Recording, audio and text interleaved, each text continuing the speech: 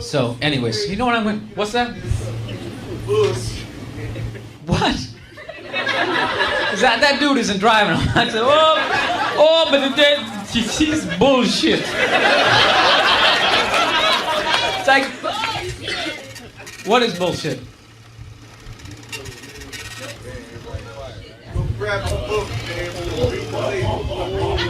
What? Whatever. It's one of those dudes doesn't understand you doing a character. He thinks that I'm saying that shit. Was my grandmother saying that shit? Is that what it is? Jesus Christ. Huh? Let me change the subject. It's my fucking act. I'll talk about what the fuck I want to talk about. What? Who am I? Like I'm a fucking jukebox or something up here. Hey, hey, da da da da da.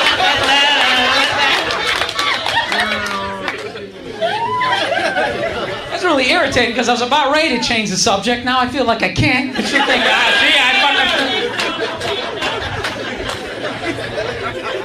Jesus Christ. See, it's all smelling that urine all day. It makes people angry down here. His face is just so... Rocky wouldn't say any shit like that, man.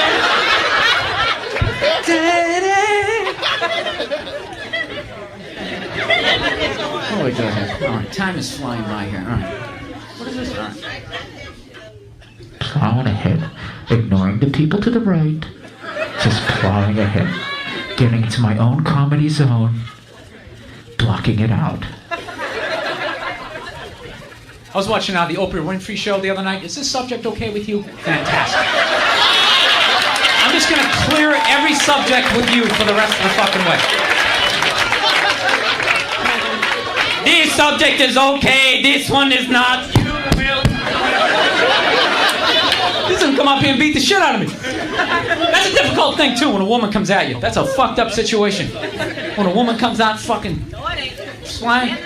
Why isn't it fucked up? Huh? What? What happened? It was all peace and love and harmony. Huh? Oh, to knock her out? Yeah, that's right. That shit never works, though. It doesn't work.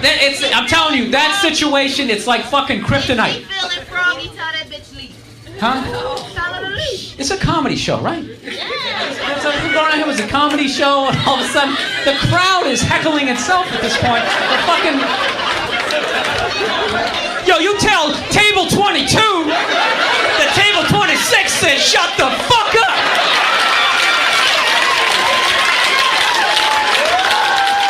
I don't know what's going on. I didn't want it to be like this. I didn't want it to be like this. I just wanted to tell some jokes, make a little money, have a good time, eat a cheesesteak a little bit later. That's all I wanted. That's all I wanted. I wasn't trying to stir any shit up. I have no problems with anybody. DJ, play We Are the World. Just get that fucking thing going and just some sort of... some shit. Just break out some holy water. Something. Good God almighty. It's always the late show. It's always the late show. People get a little fucking... get fucking crazy. How many siblings do you have? I don't know, dude. The internet's too fucking weird to give out all that information. Oh, you don't even want to say how many because you're afraid that it will by all means, compromise keep your talking privacy. about it. Is there any way you can cut this out? I'm honest, dude. Like, seriously? Yeah, no, dude. There's fucking lunatics out there. Okay. Whoa. Off the air, I'll cut. All right. Jeez. I love how surprised he is. Jeez. Well, There's you can mention the amount. Absolutely crazy people out Okay, there. yeah. Whew. All right. I don't know why that got so flat. You got one question to ask Don Rickles. Who killed Kennedy? You think he knows? Well, yeah. Well, he hung out with Sinatra. I figure 6 degrees of separation. He probably knows. Yeah, why not?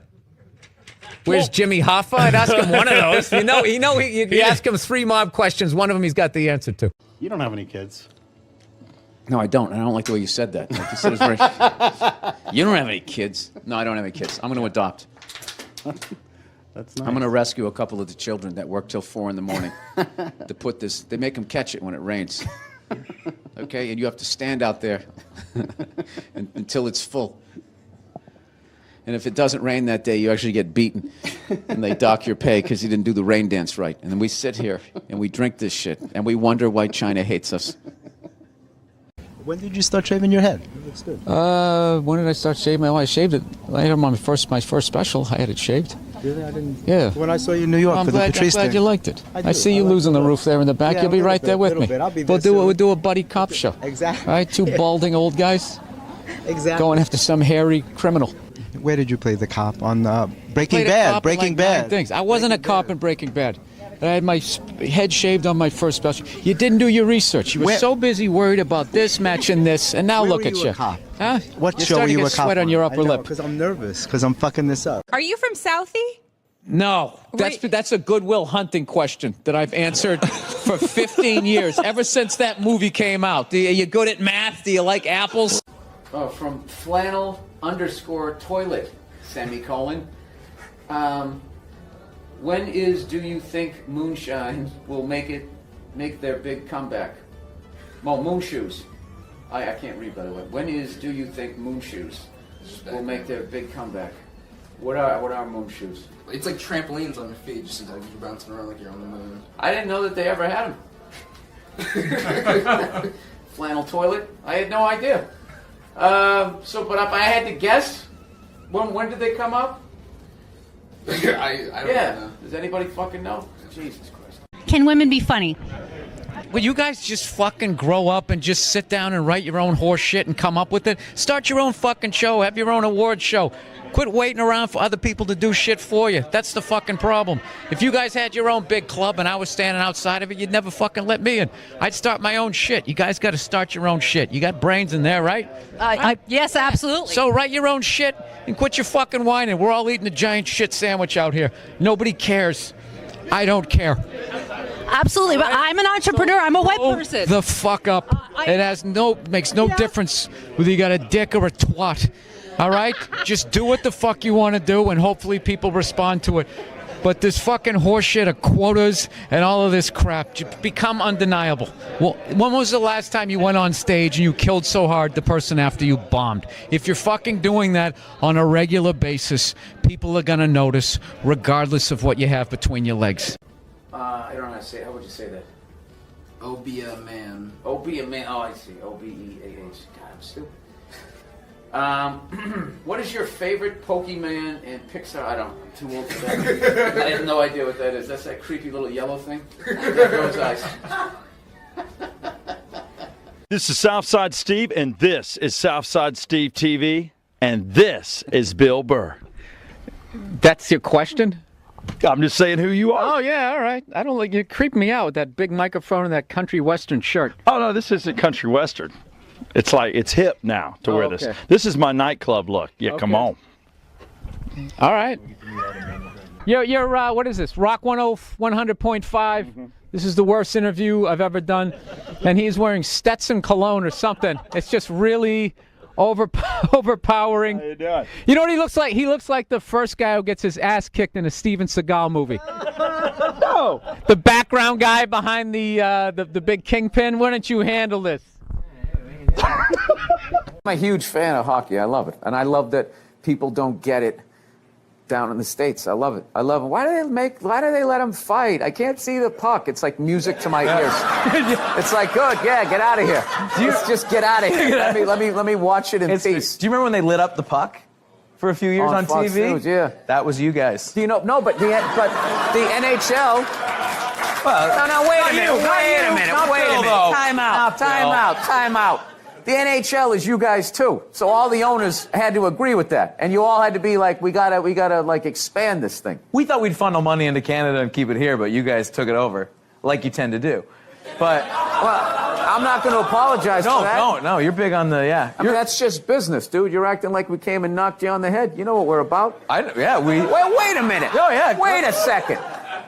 Fellow white person, not native to this country. How did you guys get this up here? Did the Native Americans go, oh, well, we like these white guys. You can have all that land? Jesus Christ. I get it. Your shit smells like maple syrup up here. Is that what you're telling me? All right. I'll go with it. You know, I was reading a little bit about you, and it says that you have a tendency to kind of go with your first thought. Yeah. Because reading makes you sleepy. That's right. And my first thought is this is the best week to be here, the week before the Super Bowl. That is so true. Before all the whores fly in, you know? Yeah.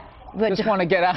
Wow. Just want to get out of here before that. What is true? This is like the Oscars for prostitutes. Okay, all right. This entire week. Let's remember we're G-rated here, folks. Is there any specific preparing that you do when you do an urban room, or you just do your regular material? Yeah, I rent car wash, and I watch. No, it was. Soul Glow.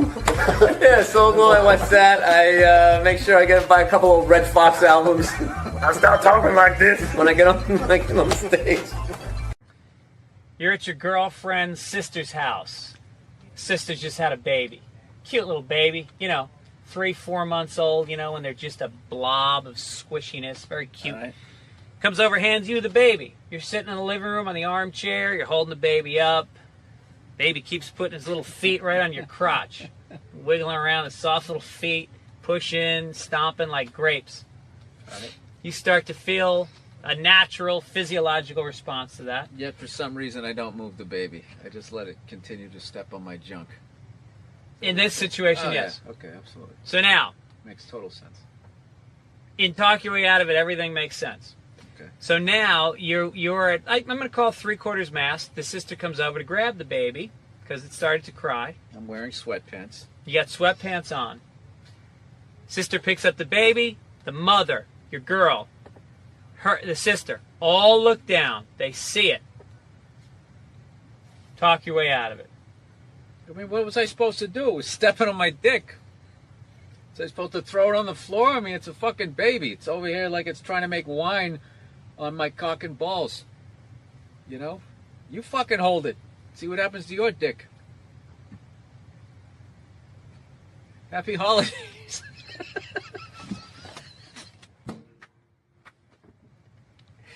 There you go. I'm out of it. Happy holidays. Just go with honesty. This game's easy. So your Christian background is part of the show. Or at Yes, least and two I wanted episodes. to talk to you about Jesus after this. Well, the only reason why I bring it up is some people thought maybe you went a little too far. As far as what? Well, they thought that maybe you were being disrespectful to the Christian religion. Who did? I'm telling you, you need to Google. Oh, good Lord. So did you feel you were being something. disrespectful, or just you were just having fun with some of the crucifixes and stuff like that? I don't even know what I mean, we did maybe 2 jokes about that. Yeah, exactly. Don't you think the Catholic Church went a little too far? More so than my cartoon. All right, listen. A couple of jokes. I know this is a morning show. You can't bring up all those crimes. You know what? Technically, they just sort of kept moving them around. Like those killer whales at SeaWorld. After it kills a trainer, they'll then move it up to Seattle. They don't give them their background. All right, I'm not totally following, but I don't think you know I want what to. I'm talking about. It's a morning show. I understand. I came on. Positive. That kid missed the graduation, and then it was a feel-good story. It was a feel-good, and we want to leave. If you want to feel good about America, you watch the morning shows. You don't watch this, And we were joking earlier. If that kid's story about the graduation was late night, that would have been a whole different story. What do you think? He's still missing. We can't find him. All we found was his hat. But you watch in the morning. It's great. It all worked out. He got his own personal graduation. Like, I was in such a great mood. Look how yellow this couch is. It's like the sun. Let's say out with you are a major conspiracy theorist. I'm a realist, though. Yes. Conspiracy theory has gotten a bad name where now it's become synonymous with like moronic thought. Like if you're into conspiracy theory, if you think like the bankers need to be stopped, then you also think the moon is made out of cheese, and you think that there's shifters and like lizard people. They just try to knock it down. It's like this country started with a conspiracy. That's how it came. We won, so they're considered heroes and rebels, whatever, revolutionaries. But if they lost, they would be hanged for conspiring.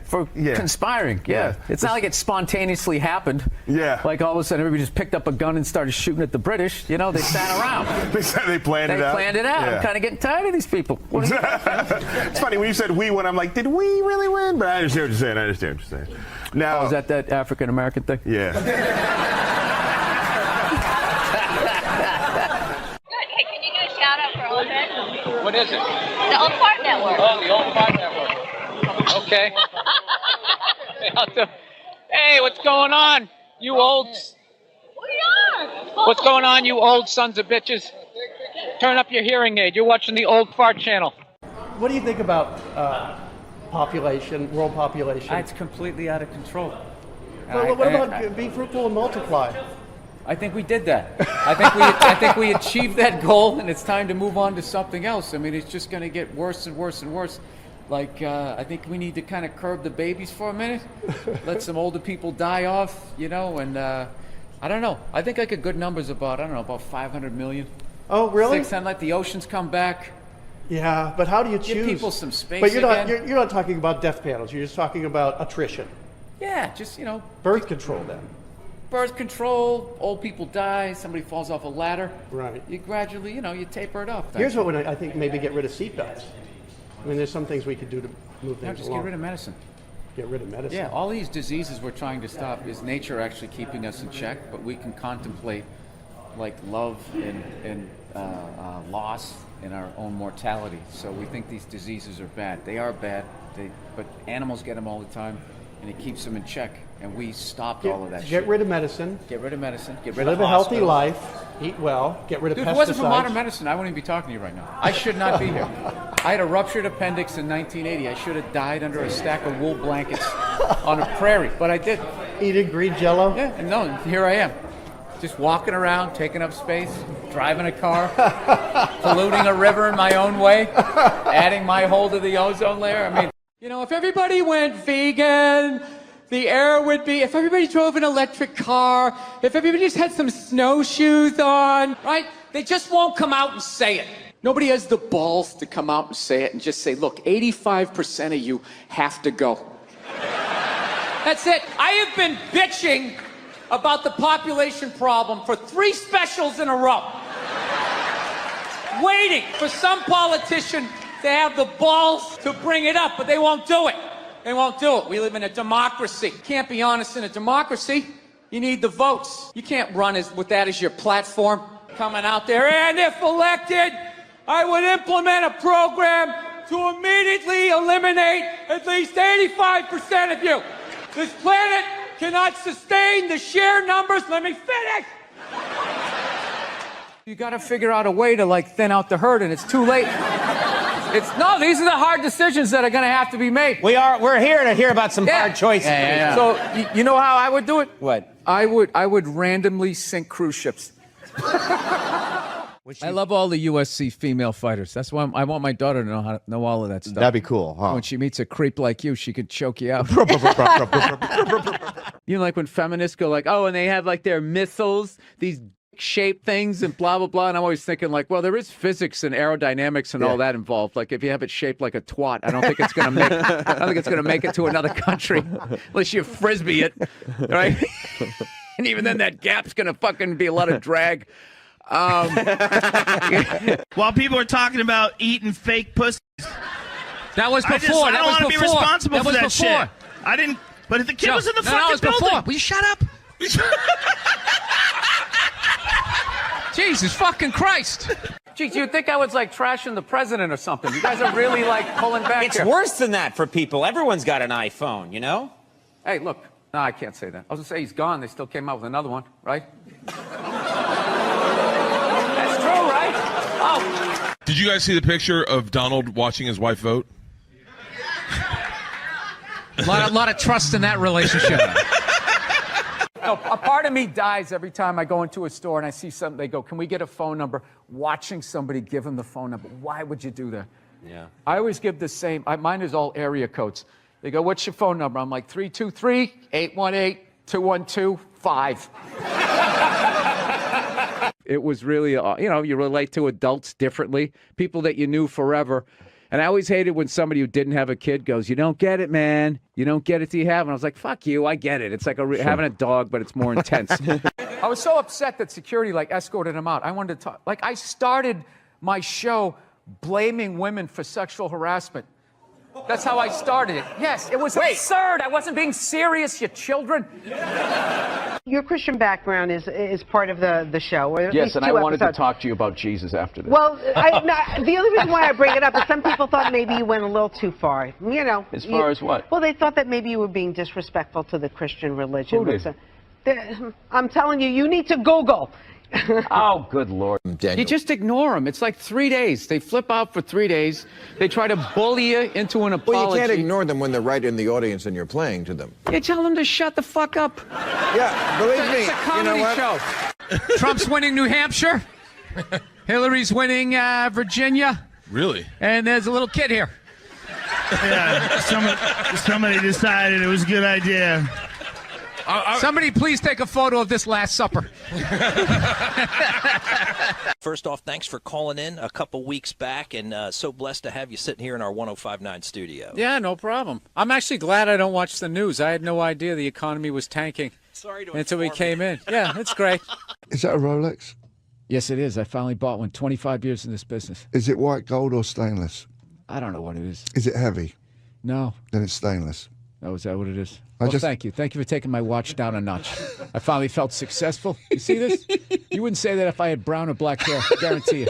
Blonde hair, you'd be over here giving me your watch. I think bankers should be forced to dress like bankers back in the day with like the top hat and the tuxedo. So at least you know what they look like so they can't hide in public as they go to the mall. Just dress like the Penguin on Batman. And just waddle around. At least let me throw a hot dog at you. Something, you piece of garbage. You're not going to go to jail. They're the worst. Remember that? We had this college agent, great guy, but he used to book us in the middle of fucking nowhere. He'd always call me up, Billy, Scott Bass calling. I have a gig for you in Rhinelander, Wisconsin. Now, they don't have a lot of money, but I can build around it. And then There won't be a stage. It's at 12 noon in a hallway. Can you do it? Yeah. We've never taken a break in the middle of a guest. I know. I had all this momentum going. Now I got to start all over again. Go ahead. Go to the card. See this? We won game one. Here comes the second of the doubleheader. I love the racist white guy thing. A bunch of racist white guys. They came out of the forest, and they were just going, Trump, Trump, Trump. It's like, where were all these racist white guys the last 2 elections when they could have voted against a black guy? They were fine. Oh, I don't mind the black guy, but this white lady, we got to stop her. It's going to take her 4-wheelers, Macuzzi. You're whatever incognito. You're an enigma. What, because I make a pie? No, you know what it is? You're not a good listener. You've known me for 10 years. You have no idea who I am. It's all about comedy with you and moving up the ladder and pushing people out. This is like that Hillary commercial where they have the little kids watching politics. I'm like, that's bullshit. Little kids don't watch politics. There you go. So, like, dude, like this week when I went to upload my podcast to Dropbox and it wasn't working. And, dude, if you want to see something funny, watch me flip out when my kid is sleeping.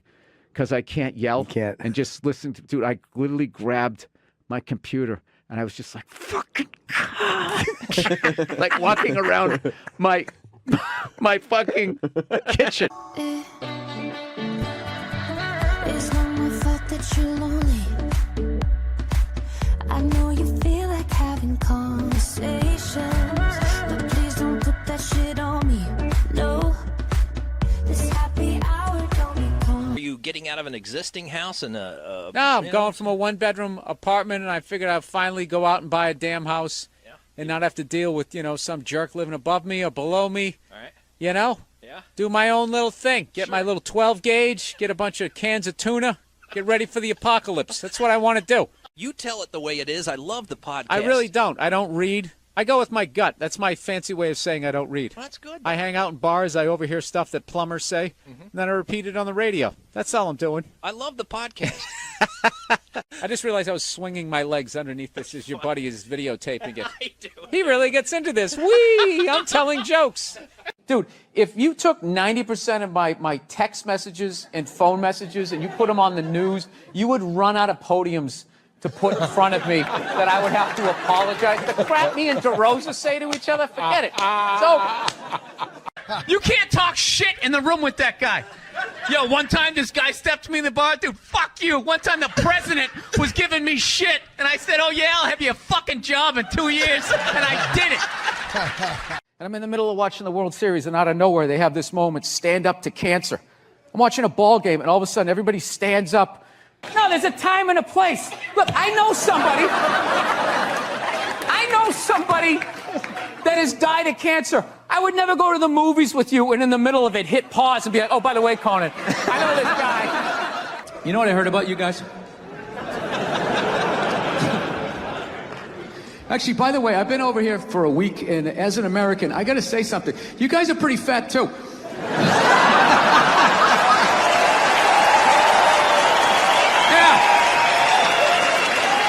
Specifically the men. I don't know what's going on with the men, but I don't give a fuck how fat you get. You're going to pour yourself into your skinny jeans. They still got them. It's like you're squeezing all the fat to the top like toothpaste. Roy, I'm still wearing me same jeans from primary school. Makes you feel old about watching TV? Music, there's no guitar solos anymore. And then for some reason, with all this technology, millennials, if you take a full water bottle and you flip it in the air and it lands upright, they run out of the room like they just saw a witch.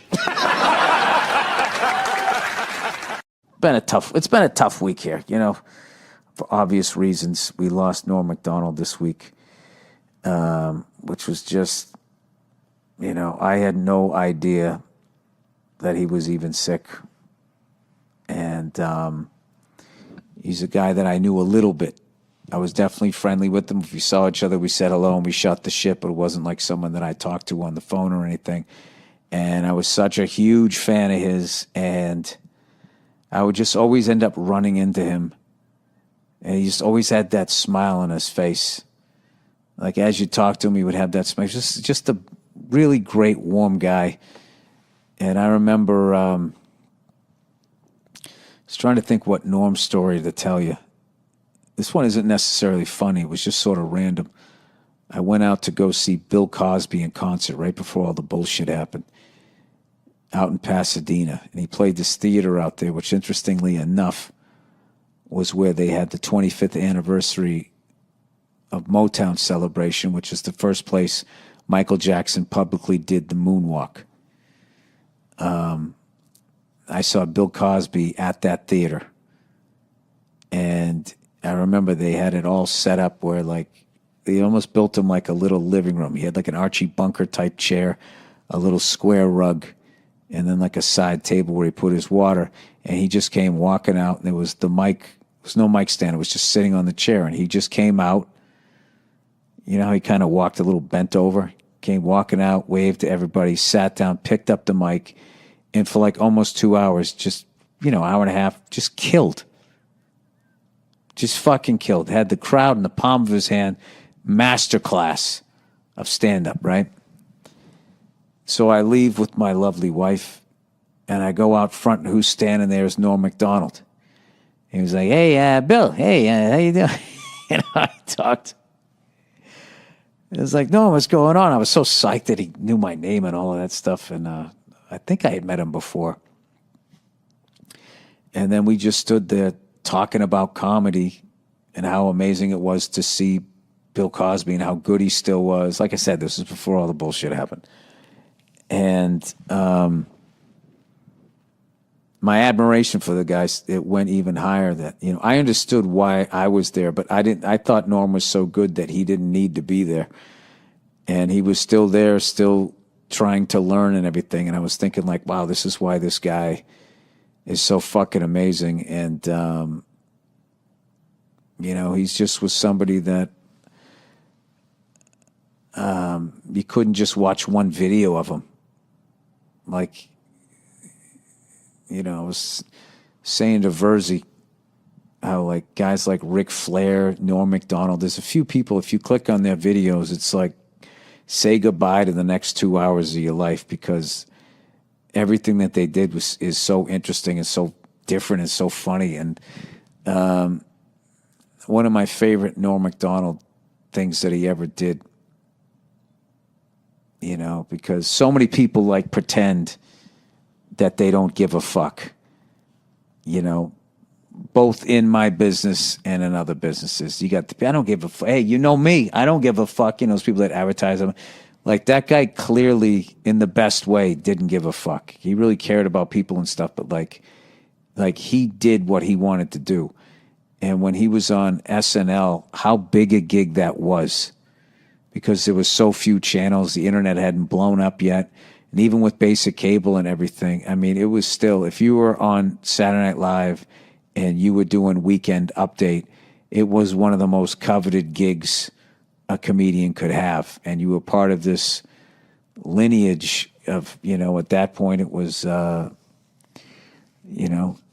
Chevy Chase, Jane Curtin, right on through to Dennis Miller's reign when he did it, and did Colin Quinn come after? I think Colin came after, but it was always just like the best of the best comics that they had doing it, and continued on with Tina Fey and all of them, and no one's walking away from that job. I mean, if some suit at NBC tells you they don't like the jokes you're doing and be funnier, you're shaking in your. I'd be like, oh fuck, I'm going to lose this big gig. I don't want to get fired. I don't want to piss these people off or whatever. I guess he was doing all those OJ jokes, and I forget how the story went. There was somebody there that knew OJ or something, and was telling Norm to back off and move on to something else. So what does Norm do? He just doubles down and he just does even more OJ jokes, which is like, the balls that took to do that. And he ended up losing the gig. He got fired. And people loved him and he was fucking hilarious, but he didn't back down to the big fucking guy over there, and he ended up losing the gig. So, as luck would have it, I think it was Dirty Work, came out like a year and a half later or so. So he has to promote it, and he's on the press thing. So Lauren has him back and has him host the show. And I remember he went out there, and his opening joke, he just comes out. And he was just like, something like this. Yeah, it's good to be back. I actually got fired from this show about a year and a half ago because they said I wasn't funny. And now here I am. I'm hosting the show. So that means one of two things. Either I got a lot funnier or this show sucks. And then he had that big shit-eating grin on his face, and he started laughing. And then he proceeded to do a bunch of OJ jokes. And it was just like that fucking thing about him. And the whole time, I just felt the whole time when people were fucking with him or whatever and trying to take what he had, he always just still had that smile on his face, and he just still did exactly what he wanted to do. And I have so much respect for him, and I feel so fortunate that I got to see him live. So I remember, oh my God, I saw him right after 9/11. The Aspen after 9/11, Aspen Comedy Festival was this big fucking festival that was always a nightmare to get in and out of. Every year it would snow and people would get stuck in Denver, or you get snowed in, you couldn't get out. It was a fucking nightmare.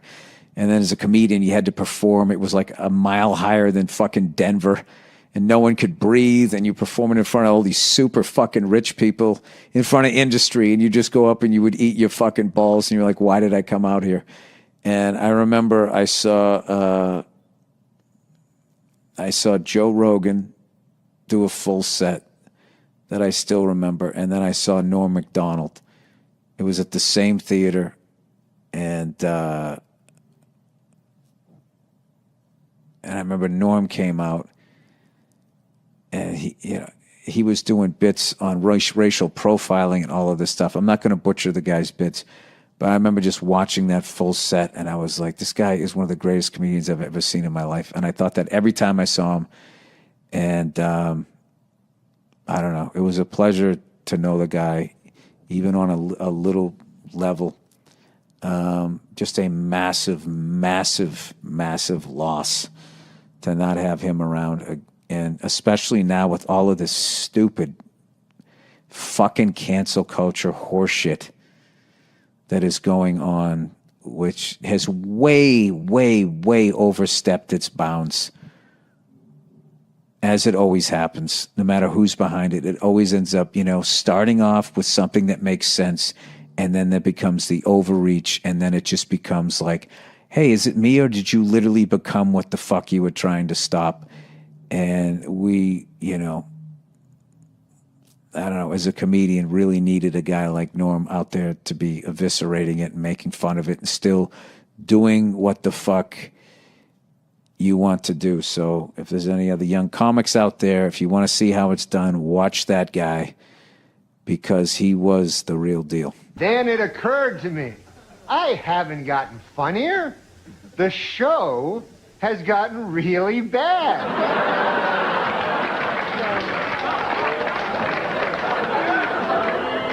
So yeah, I'm funny compared to, well, you'll see later.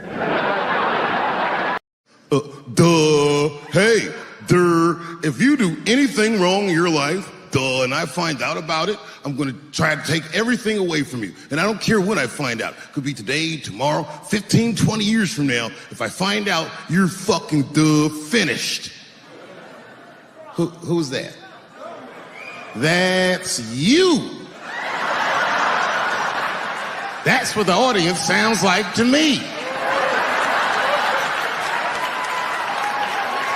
That's why I don't be coming out doing comedy all the time, because y'all niggas is the worst motherfuckers I've ever tried to entertain in my fucking life. But what they're doing is they're just trying to find targets. And I think that's one of the things that's happening with Roseanne. And it's one of the things that's happening whenever anybody screws up in the media. You just get these people that they want a target. It's a game. And the game is take someone down. The game is call someone out, take someone down, shame them, get the Twitter mob and the Facebook mob, get them after them. Let's go. Let's move. Let's start a hashtag. I think there is that backlash happening. It's one of the reasons why you've become incredibly popular, because you just don't care, right? I mean, well, I feel like if you have you money and you don't say you, then who's going to? Who's going to? Like, I'm a good person. I'm a nice guy. I pay my taxes. I have a bunch of great friends and loved ones. You have kids. I have kids. I try to be nice to people. That's what I try to do. But if I see something that's ridiculous and I make fun of it and people get mad at me for that, that's on you.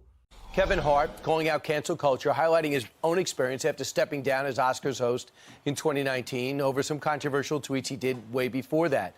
Hart says, quote, when did we get to a point where people are supposed to operate perfectly all the time? People get locked up so they can be taught a lesson. When they get out, they're supposed to be better. But if they come out and people go, oh, I'm not giving you a job because you were in jail, they're saying that all life should be over because of mistake.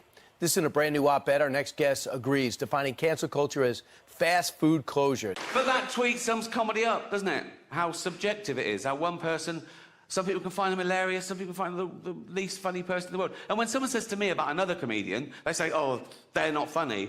Even if I agree with them, I stand up and I say, well, you can't say that. You've got to say, you don't find them funny, And I hate it when people say, that joke was offensive. I go, no, you've got to say, you found it offensive. Because it's all about feelings, and feelings are personal. And there's loads of types of comedy, and comedy evolves, There's a new type of comedy at the moment called woke comedy, right? No, it's very progressive, There are some clubs now where the comedian has to sign a thing saying he won't say anything contentious or he won't say anything that could offend anyone. It's a safe space for the audience, woke comedy. And I tried to watch a bit of it, and I decided I'd rather watch Louis C.K. masturbate.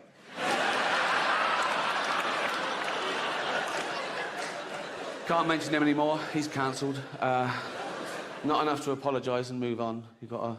Like poor Kevin Hart. See, Kevin Hart, he got the job hosting the Oscars. It was his best day ever. He was on Twitter going, oh, I've wanted to do this all my life, right?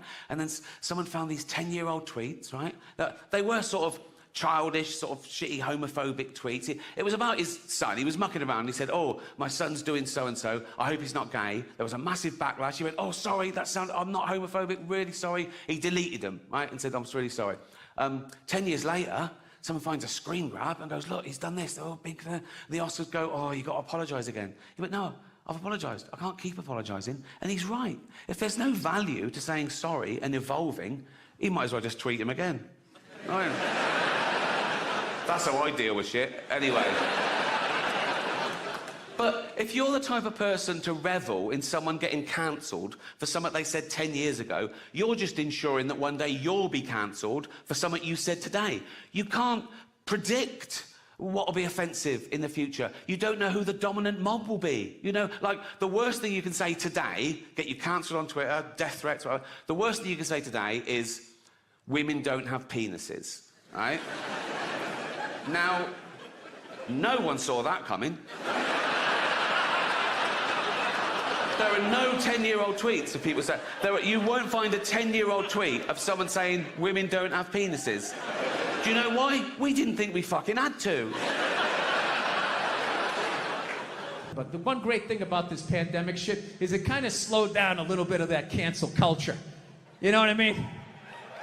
Yeah, it's kind of hard to take your dick out at work when you're at home. You know? Some people still manage to do it. They're ordering some call, no pants on. All of a sudden standing up, their junk right in the screen. Still figured out a way to get fired. It was unreal. It's kind of good, though, that, you know, those creeps got to take a break, because I felt like cancel culture, they were kind of running out of people to cancel. You know? As much as they wanted to make it seem, there really was a finite amount of people that took their dick out at work. Despite the stats, right? Every 1.6 seconds, somebody takes their dick out and shakes it in a woman's face in a cubicle. You're like, huh? Every 1.6 seconds? I must not have been paying attention.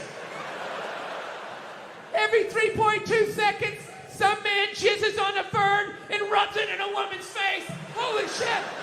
I didn't know that happened. Yeah, so fortunately, they rounded up all of these fucking animals and they got rid of them, right? But it kind of became like this cottage industry, and it was a way to kind of get rid of some men that maybe were in your way, you know? It's like anything. It always, like, you know, the initial thing, you agree with it, and then it kind of gets out of control. So, I don't know. They kind of ran out of people, and there was this kind of hilarious moment like last year where they started to try and cancel, like, dead people. Remember that? All of a sudden, out of nowhere, like, John Wayne was trending. I'm like, what, do they got some found footage? You got a new movie coming out that maybe they shelved? And all of a sudden, it was all these stupid-ass woke white people, right? Oh, my God, did you see what John Wayne said in Playboy in 1971? This is a bunch of fucking white people, all up in arms, about a dead white guy. I can no longer tolerate this. I can no longer tolerate dead for 45 years, John Wayne, saying things in a magazine that doesn't exist anymore. I am here for black people. Fucking idiots. What kind of a fucking idiot white person refers to themselves as woke? You know, if you actually were socially conscious, you'd realize that white people stole that word from black people. Once again, doing the Elvis thing, right? But you know what? I blame black people for that. One of them fucked up. They were at a party, there was white people there, and they let it slip out. Stay woke, however the fuck you say it, and some white person heard it like, ah, who is that? Oh my God. Stay woke? I want to say that. I gotta say that around my white friends so they know that I'm down. Oh my God, I'm gonna fucking say that. Fucking woke. I'm fucking woke. I'm a woke signaler. I fucking had it. I've had it. I support black people in my white apartment on Twitter. That's what I do. I'm fucking here for you. I see OJ's in the news again this week. What about Norm's series of OJ jokes? Oh, yeah. But is that why you left the show? No, I must say, I now in this cancel culture and everything, I have to say, I no longer take that position with O.J. Simpson. He was found not guilty by a jury of his peers. I accept that. I see him as the greatest rusher in the that's all he's guilty of to me, is the greatest rusher in the history of the NFL. Yep. Maybe I was the greatest rusher to judgment. All that for that? These days with your comedy, do you feel like you're walking on eggshells at all? Do you feel more like nervous about stuff you tweet and stuff you say just because of the climate we're in and everything that's happened? Yeah, like we're gonna go do stand-up right now. It's mostly trying out new stuff. You don't have the freedom to just talk and free associate and then, carve it back from there.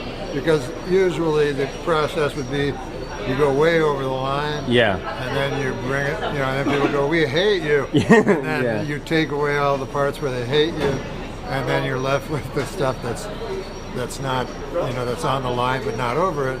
Is your starting point a little bit more sort of tamer these days? Oh, yeah. It's very calculated and thought out. And does that hurt your act, though? Yeah, it's way less funny. Is that right? Other than it being not as funny, it's wonderful.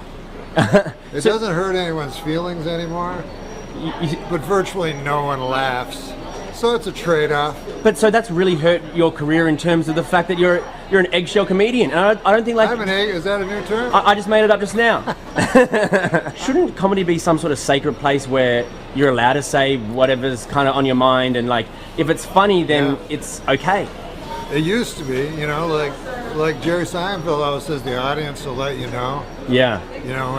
When it's gone too far, because they're a cross, representation of the population. Yeah. But now it's not enough to get, 99%. You have to get 100%. Most of the audience wants to be funny. Doesn't care about anything but that. They just want to escape. Yeah. But a tiny a group of people ruin it for everyone else. And that's who you cater your performance to these days? I cater my performance to a tiny group of people. That's sad. That hate me. Every time I get on the train now, I just feel like I'm just pressing my luck. I was on the train about 3 weeks ago. True story. Listen to this shit. This black guy goes to get on the train, right? And the doors like closed on him. You know when that shit happens? Just kind of like they're like open and shut, like almost like it's trying to dice you up. Like there's like 20 people watching and nobody fucking helps. They're just like, wow, I think it's gonna cut his arm off. So the dude is stuck in the doors. The conductor comes out and starts giving him shit. As he's stuck in the doors, going, come on, buddy, let's go! Come on, you're holding people up, let's go! So the dude at the door flips out. He's like, what the fuck are you yelling at me for? He's like, I'm stuck in the doors. Then he makes it racial. He's like, what, no fucking white people ever got stuck in these doors? He goes, I bet you wouldn't say shit to these cracker-ass motherfuckers over here. It was like me and 3 other white dudes sitting there. And he gets into it with this guy. He keeps coming back to that point. Like, I bet you wouldn't say shit to these cracker-ass motherfuckers over here. And after like the 3rd or 4th cracker-ass motherfucker, we kind of start like looking at each other like, dude, should we not be getting offended at this point? This is getting ridiculous. I can literally feel the heat from his fingers. He's going, cracker-ass motherfucker. Somebody should do something. But you know what? Nobody did shit. We just sat there and took it. That's what sucks about being white in that situation. There's no unity. There's no brothers when it comes to white people. White people, we are individuals. We are the worst. We're just like, hey, I don't know him, fuck him. That's his problem. I do not give a shit. Long as I get where I'm going, this right here isn't happening. This here is happening from here over. I'm from here to here. And here. I'm in this right here, and that's over there. This shit's unbelievable. So we're getting to the point. I think one black guy could walk up to 4 white dudes, start beating the crap out of one of them. The other 3 white dudes, we're not gonna do shit. We'll be like, oh hey, must have said something. I don't want to get involved. Movie starts in 5 minutes. Hey, whatever. Fuck him. That shit doesn't work both ways. I get into a fight with a black guy, even if he's winning the fight. Half the neighborhood still shows up and helps out. You ever fight a black guy? It's unbelievable. You start with him, and then there's this crew and people running out of buildings. It's like Braveheart. There's like waves of black people coming over the hill. It's this big community effort. Shit is unbelievable. I mean, people, I got called a cracker for fucking 18 stops. There's like 30 other white people on the train. They didn't even look up from their newspapers. If anything, they're probably giving the other dude the benefit of the doubt, like, well, he probably grew up in a rough neighborhood. He's having a bad day. And even though he's calling us crackers, it's not us per se. It's more society as a whole that he has difficulty with. And we need to understand that. Shit was unbelievable. Motherfucking crackers.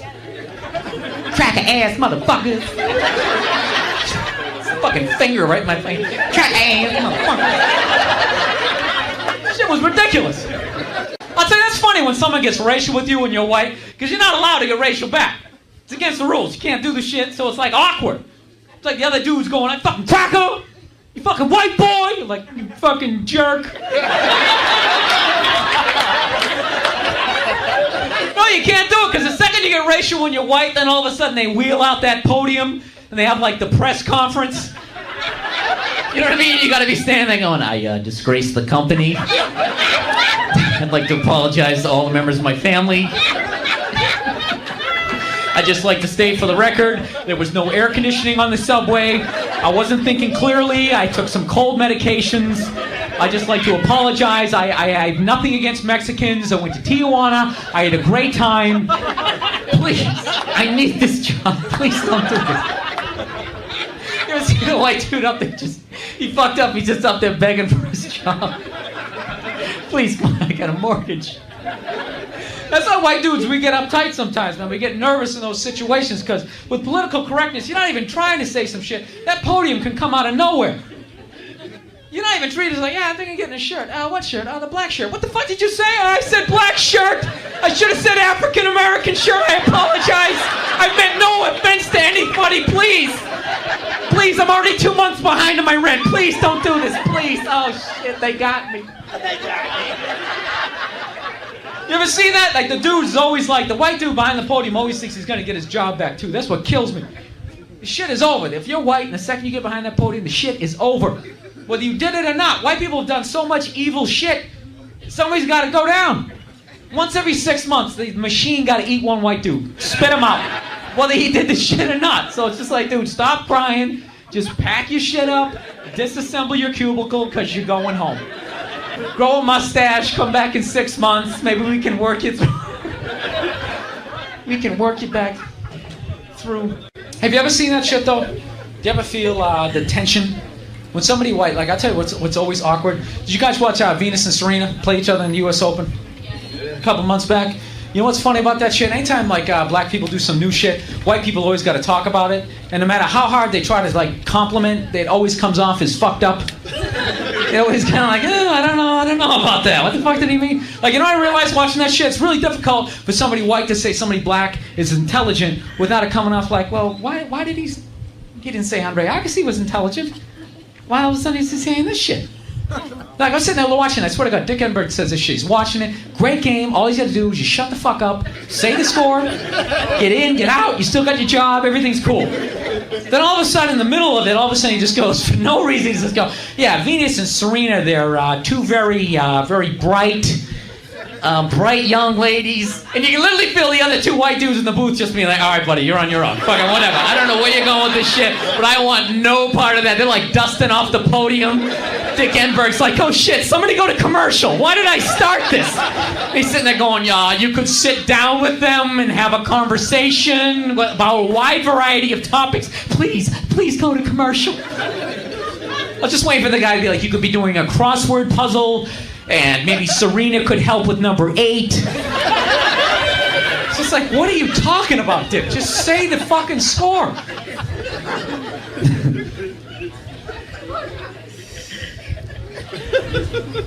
You wouldn't believe this week. I'm actually psyched to be down there. I had such a fucking stressful week. My grandmother was what are you guys chatting about? Oh, okay. What are you talking about? Okay. Oh, Jesus Christ, these fucking guys. Talking about me? What are you talking about? Oh, Jesus. You saved him. He had nothing. Why do you guys have matching his and her earrings? That's kind of bizarre. Do you have like the same fucking thing? Or gonna like link those things together later? We're gay pirates.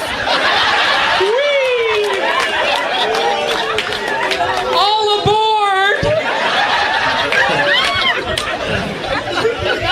fuck. Hey, it's either it's either you or me, dude. Relax. I don't need fucking. I need some 43-year-old guy in a checkered shirt to come jumping up on the stage. It's like the fucking worst. It's like, what do you do? What do I do with that one, right? He's gonna jump up here, throw out his back, and then fucking sue me. He provoked it, Your Honor. I was all tensed up, and I felt I had to defend my honor.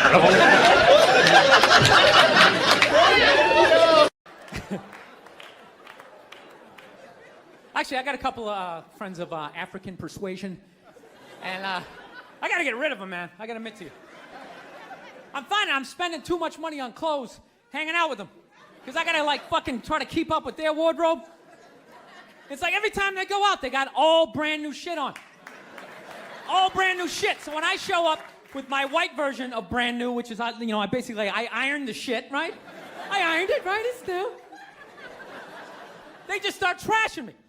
I can't keep up with them, man. They got like fucking 58 pairs of sneakers. Ever notice that shit? Like every color fucking Timberland. And I don't give a shit what fucked up color their shirt is. They got a pair of shoes to match it and a hat. It's like a rule or something.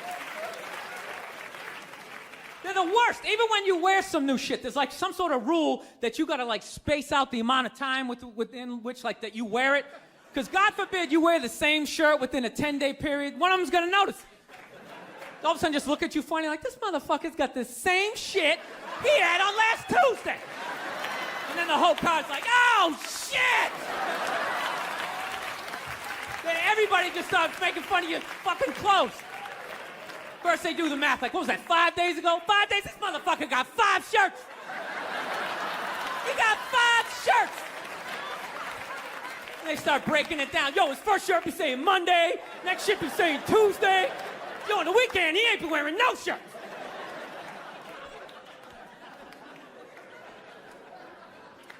I'll tell you, it's actually funny. You know what? That's actually how I judge black guys now. When I first came to the city, like, all black people scared me. No, I was like the typical white dude from like the suburbs, you know what I mean? Had no frame of reference, you know? So my only frame of reference with black people was like those, remember those early 90s gangster rap videos? Throw the fucking LA riots in there, man. It was fucking horrible PR. I'm watching the videos, look, he's got a nice car, he's got all the women, and he's still fucking mad. These black dudes are never happy.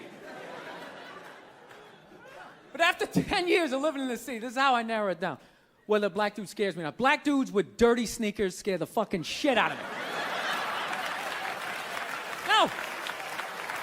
I figured out in my head, because I know from hanging out with them, that's the last shit that they're gonna let go. The immediate shit that they have on. So I think, if his sneakers are fucked up, that means his life is fucked up. Every time he leaves his building, the whole neighborhood, oh, shit! Everyone starts making fun of him. He's on the train in a bad mood. I kind of have this howdy-doody, kind of mug-me kind of face. I'm not saying something's gonna happen, I'm just saying, I'm paying attention.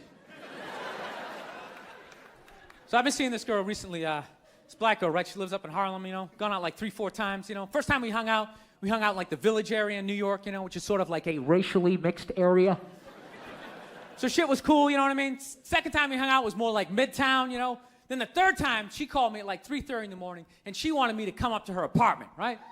So it's 3:30 in the morning, she lives in Harlem, I look how I look, so it's a fucking situation. Yeah, because you know the deal, right? Basically, a white dude feels comfortable up to about like 98th, 99th Street, you know what I'm saying? The second the streets start getting into like triple digits, like 100, 101st Street, start getting like a little asthma, like, ah, fuck, I'm starting to get a little high up here. Do you feel that little tightness in your chest? Can you feel that? 106th Street, you're like leaning on shit, like, dude, where'd all the cabs go? How come there's no taxis up here? Dude, what's a bodega? I don't know what that is. Let's get the fuck out of here. So I'm praying to God she's gonna tell me to take the subway, get off at like 105th Street, 103rd, which is like the first stop in Harlem where I can still look over my shoulder and see like all the white people like disappearing over the horizon, But she goes, no, man, you want to get on the Uptown 2-3 train, you want to get off at 125th Street. I'm like, God, fuck, 125th Street. Jesus Christ, that's like right in the middle of everything. I'm gonna be surrounded on all four sides. I can't fucking do this. So, at this point, I'm really trying to hide like the bitchy tone that's starting to creep into my voice, you know? And I'm trying to ask for really specific directions for when I get up there, because I want to know exactly where I'm going. So she starts naming the streets I have to go down, and every other street up there is named after like a black leader, you know? She's like, make a left on Adam Clayton, take a right on Frederick Douglass. I'm like, God, fuck Adam Clayton. Yo, dude, go on the internet, look up Adam Clayton. Did he kill a bunch of white people during the slave revolt? Dude, I ain't going up there till I know what Adam Clayton did. Fuck this shit. So at this point, I'm really having a battle with myself. Because I'm thinking I can't do this, right? I'm like, I can't do this, but my dick's going, no, come on, man, we can do this, all right? Just relax. Pull yourself together and get on the goddamn train, right? So as always, I listen to my dick. Oh yeah, I get on the train. By the time I get up there, it's like 5 or 4 in the morning, right? I'm staying on like Malcolm X and like Danny Glover or some shit, right? I don't even know where the hell I'm at. But I see the street I want to go up. I want to go up St. Nick. I can literally see her apartment building, but there's like 5 or 6 black dudes standing right on the corner, right where I want to walk by. So I'm like, fuck! I felt like I was on like some reality show at that point, like some sort of like white guy survivor. It was ridiculous. So I'm thinking, I gotta walk right by these guys, right? You know what's funny? I think that they were actually more surprised to see me than I was scared, you know? And I was really, really scared, you know, but I'm also really, really white, you know? Like shockingly Caucasian. You know what I mean? Like if you're not ready for me, I can like surprise you. No, especially if you live up there. You've probably seen a white person for hours, possibly days. So when I show up, it's almost like magical, like a leprechaun came out of nowhere, you know? Felt like I should have like a little pot of gold, like a rainbow behind me. Top of the morning to you, latte. Kind of dance my way past them. But it's been going all right, you know? Once I get in her apartment, I'm fine, you know? I relax. Sit down, you know, watch a hip-hop countdown. Pretend like I know the groups, you know what I mean? It's just getting there that's a fucking pain in the ass. But, you know, I don't get mad at it, because I figure, you know, black dudes got to go through the same shit, though, right? When you go out to the suburbs, go fuck a white girl, right? Just that same awful feeling of just leaving your people behind, you know, just less and less of you as you're fucking driving out there. Probably start off lean and you're all fucking cool. 20 minutes in, you're driving like 10 and 2. The radio's out like, dude, I don't like this shit. I don't like this shit at all. There's too much grass. I don't see any rims. This is fucked up. None of the windows are tinted. I can clearly see white people in every car. This is fucked up. Listen, you guys were awesome. Thank you so much for coming out. God bless you. Thank you very much. All right, man. Take